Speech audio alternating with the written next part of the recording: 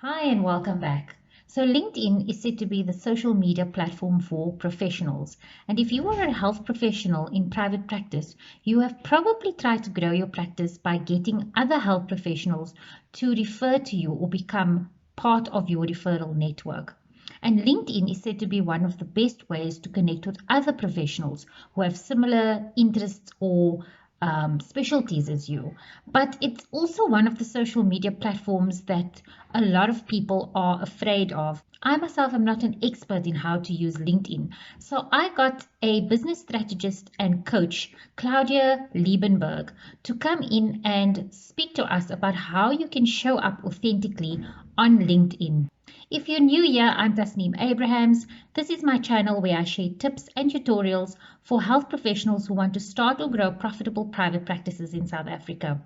If you like this kind of content, don't forget to like, subscribe, and hit the bell for notifications of when I upload new videos. So without further ado, let's get into the presentation by Claudia.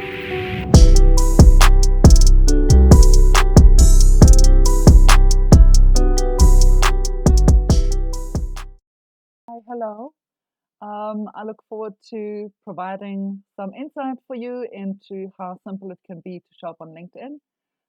If you're a professional, you definitely do belong on LinkedIn. So I think this is quite a good opportunity for you to learn how to start or how to get back on track again. I'd like to give you a bit of background into what LinkedIn used to be versus where it is now. So a long time ago, around 2010, it used to be a place for recruiters to show up and find candidates. You'd have a lot of employees also show up to connect with recruiters in order to forge new connections. A few years later, it became more of a place for corporate executives to show off their thought leadership, and that would take shape in the form of publishing articles. So that used to be quite a big thing around 5 to 6 years ago. In the last 2 years or so, maybe even a bit less, we've got everybody showing up on LinkedIn. So it's really become much more of a opportunity place than to be stereotyped for recruiting or jobs or articles only. At this point, if you don't have a job, if you have a job, if you're planning on starting a business or have a business, wherever you are in your career, LinkedIn is definitely the place to be. Um, so the one other thing I wanted to say, which I think Tasneem already touched on, is basically if you're a professional, you should be networking on LinkedIn. You should have your profile ready and you should be interacting with others and providing value.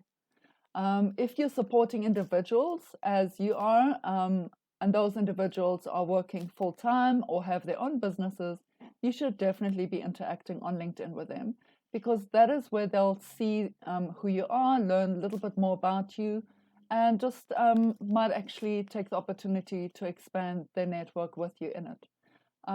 Your life experience is really, really interesting to other people, maybe not to you, but to somebody else. Your life experience from the point, whatever age you were, and deciding I'm going to pursue a career in the health industry, that is the point that you started making decisions in committing to yourself, committing to developing certain skills, and then creating a career out of it. Now, all of that information is your life experience and definitely has value to other people. People who are younger than you, people who are older than you. So that is definitely something to think about and sharing on LinkedIn. So you're not sharing about your job, you're not sharing about your patients, you're not sharing about anything that's private or confidential relating to your job. You're definitely sharing about who you are as a person, how you are wired, basically. So how do you show up authentically on LinkedIn? So I'd like to just say be yourself, but it sounds easier than it is. As a healthcare professional, there's your work and then there's you, the individual. The person behind your work and your career, that's who you are. It's your off-duty state, is how I like to call it. The side of you that your friends know, that your family knows, that your neighbor knows. And there's the cat. Tried hard for them not to show up. um, and so basically, you're able to share anything that you're okay sharing with them, for example. You wouldn't want to share anything that's too personal on LinkedIn anyway. I'd advise against that on any platform. But yeah, so who are you outside of your work and your career? And it is quite a big question, but social media kind of opens it up for you to say, what is it exactly that I can be looking after? We tend to underestimate our own perspective of different areas in life, when in fact, our perspective is actually supported by our values. So it makes your perspective quite unique to you. And it does come into play when you are interacting on LinkedIn, for example, whether you're supporting somebody in their own post or someone's asking a question, they need more information, you are actually sharing your perspective. So don't underestimate that. It also has value to a lot of people out there. And then there's a part of your personality that actually is called your personal brand online. So it could be whether you like to see the humor in everything, or are you somebody who likes to inspire, or are you somebody who likes to support others and encourage? All of those things are part of your personality, and I advise you to actually let that come through. Um, it's part of being yourself when you are interacting online. So really to see your computer screen or your phone screen as an invisible wall, and just try and be yourself still. Otherwise, you'll be more of a vanilla flavor and people won't actually have an idea of who you are. So be yourself, be interesting. um, when we show others a bit more about who we are, how we think, where we stand on certain things that affect everybody, we actually provide moments of connection for other people to say, yes, I want to connect with Claudia because of her perspective on etc. dot dot dot. So don't hold back on those things. If you're not sure, really just take a few moments and think about it. But if it's not too personal, I definitely think go ahead and share. You can always, if you change your mind, go ahead and delete or edit it. So how do you use LinkedIn with ease? I suggest look at it as anything else in life. You wouldn't be hanging around on your online banking for hours on end. You go in, you do what you need to do, and you exit. The same with your emails. You would open up your inbox and really just check what you need to find out and then go out again. And treat LinkedIn like that as well. It's your networking tool. Basically, open it up, see what's interesting, and then go off. There's nothing that says you need to stay on LinkedIn for an hour every day or every week, whatever. So I've made a list of quite a few things that are actually useful on LinkedIn. So LinkedIn is quite a nice space for you to connect with peers in your industry. Let them get to know you as well. I think the community of healthcare professionals on LinkedIn is pretty small. And of the ones that I kind of looked at, less than 10% are actually engaging online. So there's definitely room for improvement. LinkedIn is a great space for you to share anything that's interesting. Maybe you like to fish on weekends. Maybe you are part of a cycling club and you cycle every month. Maybe you've got a knitting community once a weekend or once a month and you meet at the recreation club. Put all of those things in. Maybe you're working on publishing a book that's got nothing to do with your job, but it's got something to do with something else. All of those things are actually quite interesting. Grow your online network because people are actually really interesting. Hang around a bit, get to know them. If you want to write about something, go ahead, write a short story, write about how you spent your weekend for example, simple things. If you prefer to talk on video, go for it. Do a short video on your garden, say the sunrise or the sunset has really inspired me to do a video and share this message with you. Very quick to do, and you'll be inspiring others every single time.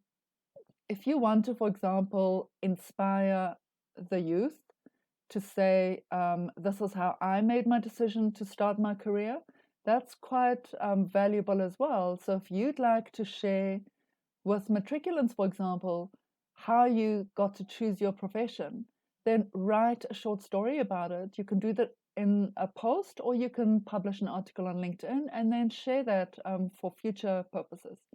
So anything is really possible. You can support and encourage people on LinkedIn, whether you're doing that in a post format or you're doing it in the comment section on other people's posts. In anything's basically possible. You can engage, you can interact with people, you can be part of a community. LinkedIn even has groups. For example, I do all of the above. I really, really enjoy LinkedIn. It's where my clients are. It's where my ex-colleagues are. It's where everyone that I've connected with over the last 10 years is. So I really do enjoy LinkedIn. Some things to keep in mind, kind of a quick checklist for you. So make sure that your profile is properly set up. Make sure it's got a photo of you. Make sure it's got a headline, i.e., what is your job title? If you don't want to put your job title in, that's absolutely fine. People get really, really creative with a headline. So you're welcome to say, let's see, quilt creator by weekend and I don't know, chiropractor from Monday to Wednesday, for example. You can get creative with it. There are no rules to say you need to keep it conservative. The rest of your profile does matter because it speaks to your credibility as somebody who uses the platform. So complete it as much as you can. And then just in your skills section, make sure that your top 3 skills are actually representative of where you are right now in your career. Then get to know your network. So every day, spend about 5 to 10 minutes. Just open up the LinkedIn feed and see who's posting, see who's interacting, see who's got something to share, and really get to know who the different people are in your network. If you haven't been on LinkedIn for a while, I'm guessing your connections are quite low. So it's a good idea for you to keep connecting to more people and just growing your network a little bit. Feel free to post your own thoughts. If you're scrolling through the feed and you're coming across a quote you'd like to share it. And if you're adding your reason why you're sharing it, that actually provides another point of connection for somebody else. Otherwise, it's more of a this is what I think, and then that's it. Make it easy for people to relate back to you. Always look at the comment section on a post. So you think the post is interesting, you're going to like it to send back thank you to them for sharing it. And then just spend some time in the comment section to see who's actually saying something, who's sharing something, who's asking questions. You might just find somebody there that you'd like to connect with on a more frequent basis. And then there's the direct message option. It's a kind of a built-in inbox where you can send messages directly from to somebody who you're connected with. So that's quite interesting. You're welcome to, and I do this regularly. If I see there's somebody I get along with really well and I'd like to get to know them offline, we go and set up like a video call and we just get to know each other. So from time to time, that's actually quite interesting as well. A word of warning, there are people who lack respect online, as anywhere else in life. And please don't take those things personally. You'll get people that are coming into your comments and just being rude for no reason. My rule is if it doesn't make sense, delete it. So you're welcome to, if it's your post, you can delete the comment. If it's really, really inappropriate, report them first and then delete the comment from your post. You'll find rude people arriving in your inbox as well. It's very simple. You report and delete, and then LinkedIn takes care of the rest for you. Stunning. Makes it convenient. So I've got a list of things that I suggest you don't do on LinkedIn. Please don't overshare. Sometimes we find ourselves in a very emotional state and we wanted to say something. Rather don't. It's also, I think it links back to the next point, which is venting. Really don't vent online. If you do want to have a constructive conversation, you can always start out with, this is what really irritates me, for example. And the next section would be, how can we make things different? How can we make things better? and you'll actually end up starting quite a nice conversation with others in your network. When a post or comment triggers you, don't overreact. Really, just take a few minutes and compose yourself, and then come back with a more grounded response. Check your spelling. On some devices, LinkedIn does give you the spelling and grammar sort of option in the post, which is quite stunning. And then lastly, be responsible. Please don't share fake news. Check all of your sources when you want to share something that's really, really jarring. So after, I'd suggest hop on LinkedIn every day. Or if you want to go on really, really slow, open it up on the weekend, Saturday, Sunday. Just spend a few minutes in there, getting to know your network, see what it's like. Before you know it, you'll actually feel more comfortable using LinkedIn. And you'll kind of figure out, how am I going to put it in my life? Am I going to use it in the mornings to get inspired? Do I want to use it in the afternoons to share something inspiring? So you'll find a place for it in your life. As a professional, I really do encourage you to join and then just have your own experience with it. Yeah, I hope that this was useful for you. I hope that I've given you enough reasons to show up authentically and enough motivation to use LinkedIn with ease. Keep it easy, keep it simple, don't go all in. Yeah, so I hope you have a good experience with it.